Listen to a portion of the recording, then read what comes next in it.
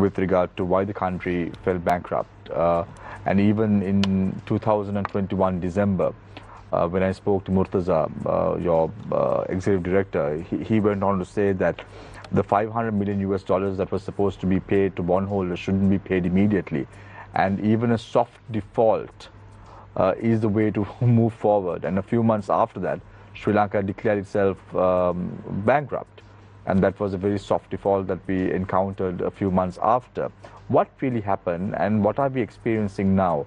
Is Anurakumar Dissanayake having too much on his plate right now in terms of the country's economy?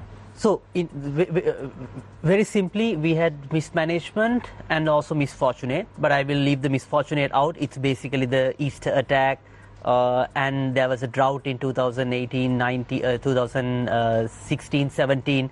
So there were some misfortunate incidents as well, but it's mainly the mismanagement that took place. We borrowed too much money in dollar terms at very high interest rates and invested in non-revenue generating resources. So that was the problem number one.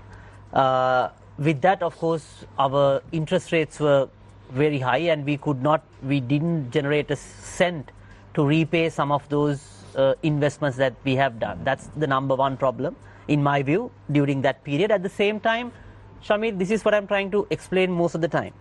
The demand for dollars is coming from the rupee supply. Because as you as an importer or me as an importer, we go to the bank and we are not asking dollars free of charge. We are going and giving some rupees, which we have hardly earned. And also when we are giving the bank some rupees means I'm cutting some of my expenditure, because either I could have used it for buy something, but instead of that, now I'm giving that rupees to buy dollars. So by rupees supply is what determines the dollar demand. Now, one example is, if you recall, during COVID time, and the banks basically directed. For an example, during that time, banks did not extend any credit for tourism industry, because they knew with COVID, tourism having a difficult time. So they were not willing to extend credit, because then their non-performing loan ratios are going up. And at the same time, even without, let's say, vehicle imports, let's say, as we all know, even if you go to the bank, the interest rate that they offer to buy a vehicle is very high compared to your housing loan.